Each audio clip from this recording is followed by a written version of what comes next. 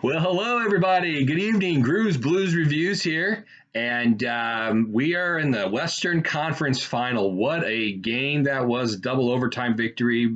And St. Louis's own Pat Maroon gets that game winner. So what a game that was. So hard to believe coming into the new year, we were last place in the NHL, and now we're here at the Western Conference Finals, and we are playing the San Jose Sharks. Again, of course, you remember in 2016, we played them in the Western Conference Finals, and they eliminated us in 6 games. Of course, that sixth game was in San Jose when they eliminated us, and they went on to the Stanley Cup Finals against the Pittsburgh Penguins, and then they lost to the Pittsburgh Penguins that Stanley Cup Final series. So let's look at the San Jose St. Louis Blues Western Conference Finals series now, 2019, 3 years later. If you're looking at it, let's start off here with regards to the regular season. So it's very interesting. The Blues played San Jose 3 times in the regular season, once in St. Louis and twice in San Jose. In St. Louis, believe it or not, Dell, San Jose's backup, was in goal, and our backup was in goal, Chad Johnson, because we were having a goaltending issues, of course, at the beginning of the season, along with a number of other issues. And Chad Johnson, who, of course, later on in the season was placed on waivers and claimed by Anaheim, he actually got a shutout. We won 4-0 at home against the Sharks. The 2 games out in San Jose, Chad Johnson actually played in the next, after that game in November in St. Louis, he actually started in the next game, which was in San Jose later on in November, and he versed Dell again. And we actually got shut out by San Jose in San Jose 4-0.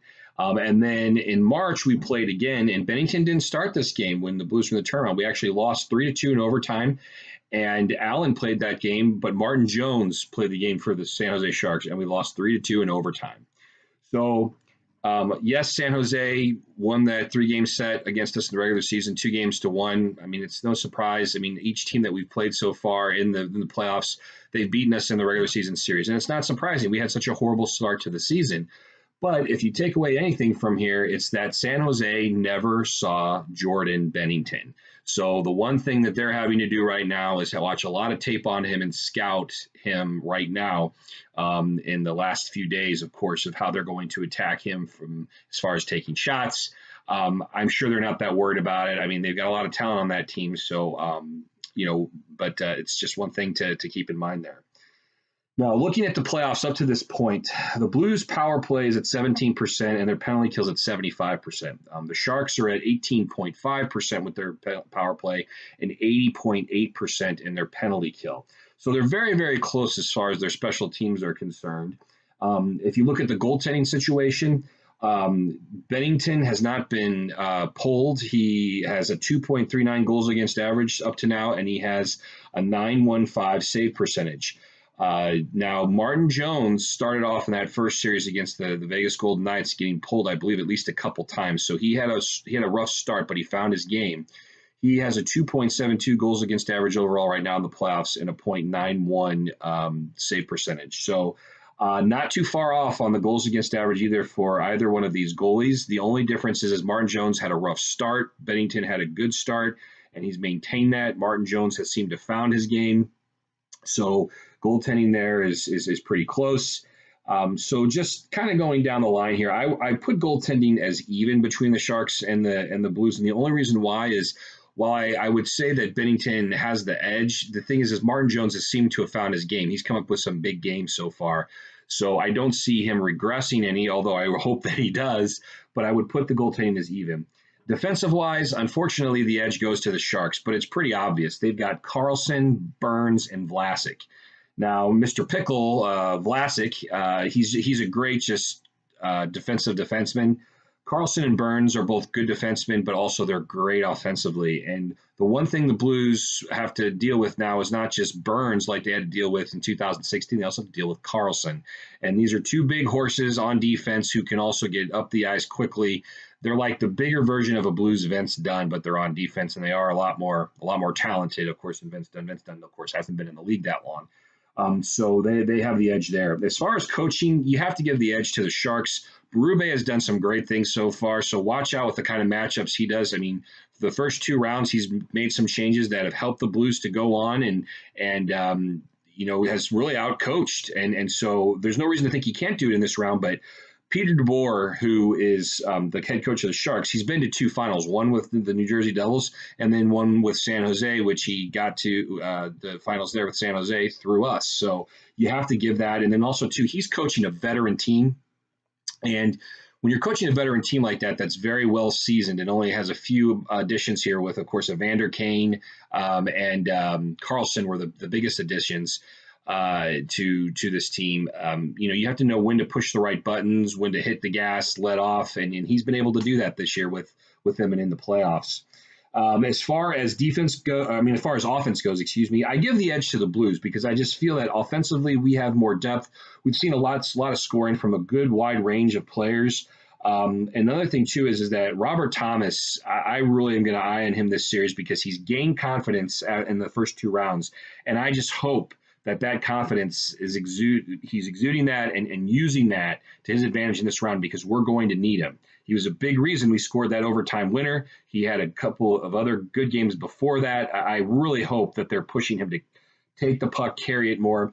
And Pat Maroon, he's shown up in these playoffs at important times. I like to see him show up at every game at this point, but we're going to need his size. And the reason why is because he's going up against Karlsson, he'll be going up against Burns, he'll be going up against Vlasic, and he needs to be in his office and working hard, which I don't doubt he will be, but also hometown guy, he's going to have his heart in it, and he's showing it.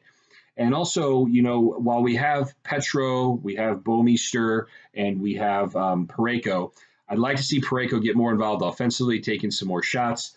Petro's already been, scored some goals. He's got a lot of assists. He's doing his thing. But one person to watch out here is Dunn. We can match some of the mobile defensiveness by having Parayko carry the puck, but also Vince Dunn. He can be very mobile and very talented as well. So we can match that if we can just get those players to work on that. So I think offensively we have the edge.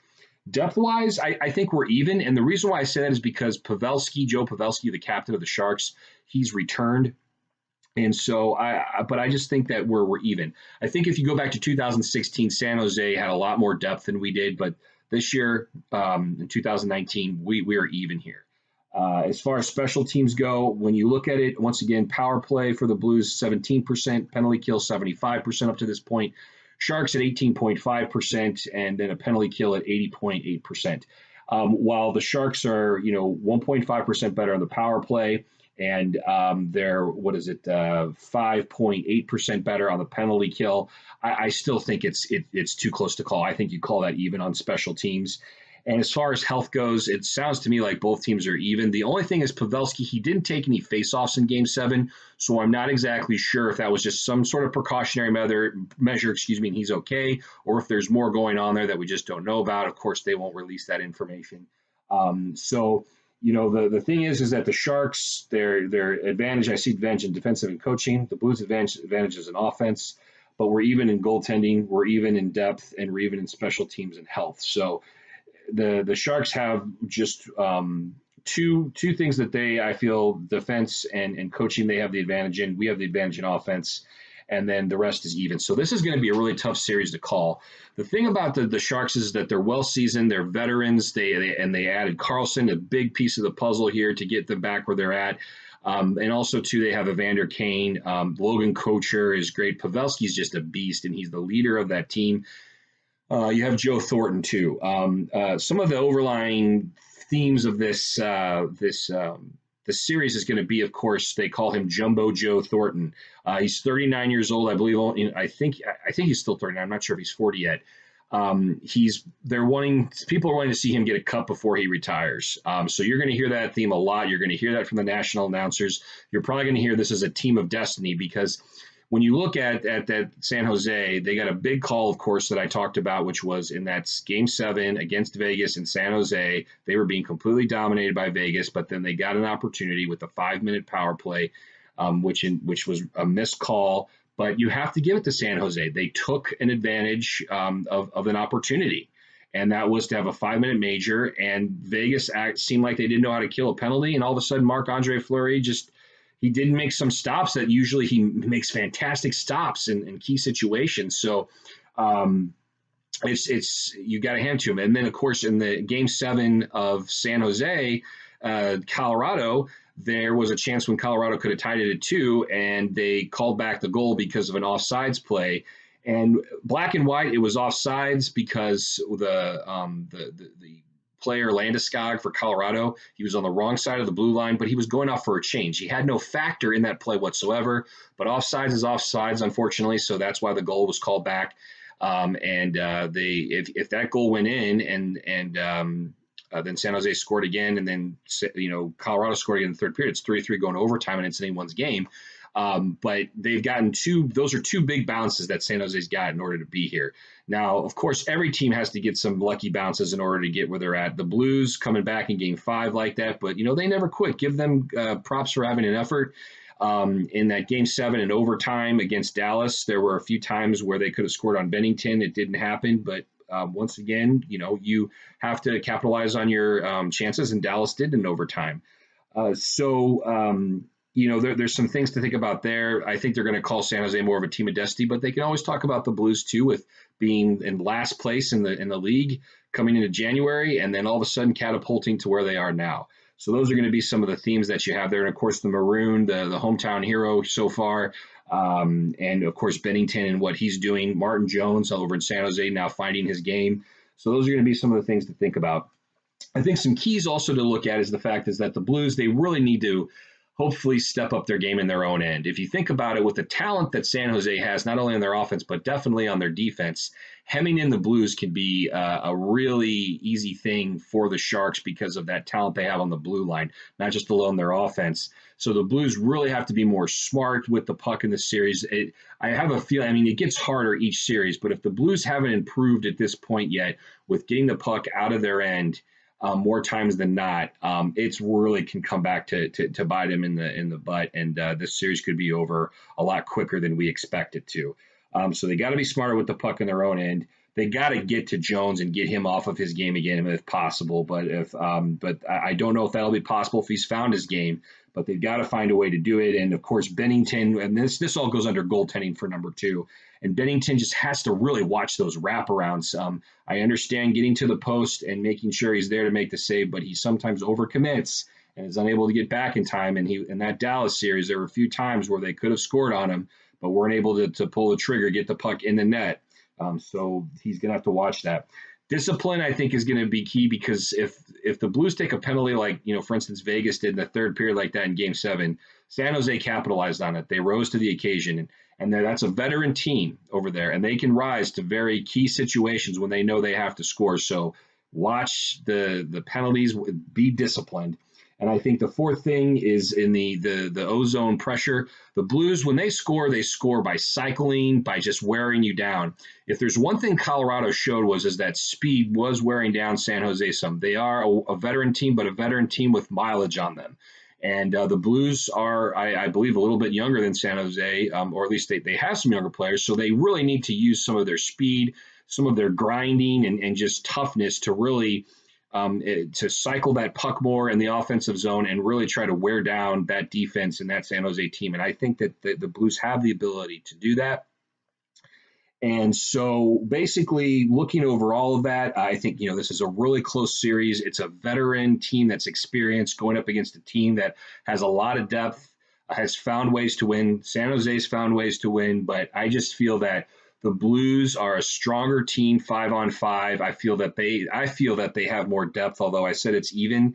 They're really going to have to match up against Pavelski, which I think they can do. They've shut down other star players on the other two teams. So my personal opinion is I'm taking the Blues in 6 games against the San Jose Sharks. This series could go 7, but I really do think it's going to go 6 or 7.